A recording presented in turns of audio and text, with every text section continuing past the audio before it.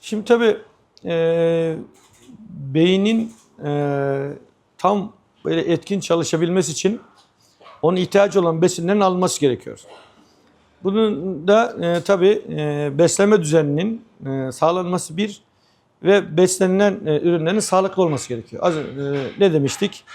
Sağlıklı yağlar, zeytinyağı ya da tereyağı, tam buğday ekmeği, beyaz undan yapılmış ekmek değil, tam buğday ekmeği.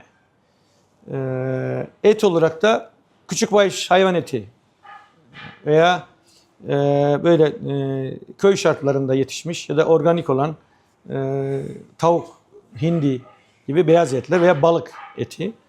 Şimdi bu şu anda genel olarak gençlerimizde bir hazır fast food yani ayaküstü hızlı beslenme alışkanlığı var. Gazlı içecekleri çok fazla tüketiyorlar. Çok fazla işte cips gibi gıdaları tüketiyorlar.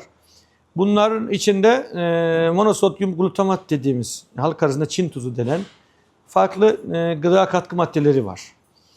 Bu gençlerimiz bu cips, gazlı içecekler, işte bu gıda katkı maddelerini fazla içeren tükettiklerinde besin ne kadar ders çalışırsalar çalışsınlar bu hafıza ile ilgili daha önce çalışıp biriktirdikleri, beyinde biriktirdikleri bazı bilgileri unutturuyor. Yani bu besinler bu hafızaya kaydolmuş bitkilerin hafızadan silinmesini sağlıyor.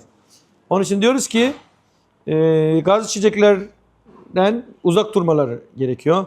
Cips gibi içinde monosodyum glutamat içeren gıdalardan uzak durmaları gerekiyor.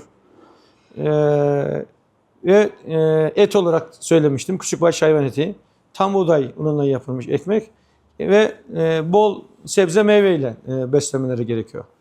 İkincisi sağlıklı bir uyku.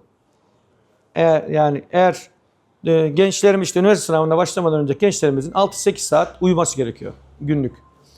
Sağlıklı uyku akşam 10 ile sabah 5 arasıdır en sağlıklı uyku. Sebebi bu saatte uyunduğunda, karanlık bir ortamda uyuduğunda bu melatonin denen bir hormon var beynimizde. Bu günlük ritmi ayarlıyor. Melatonin uyunduğunda salınıyor o saatlerde ve vücuttaki gün içinde ne kadar toksik madde varsa temizleniyor, hasarlı hücre varsa onarılıyor.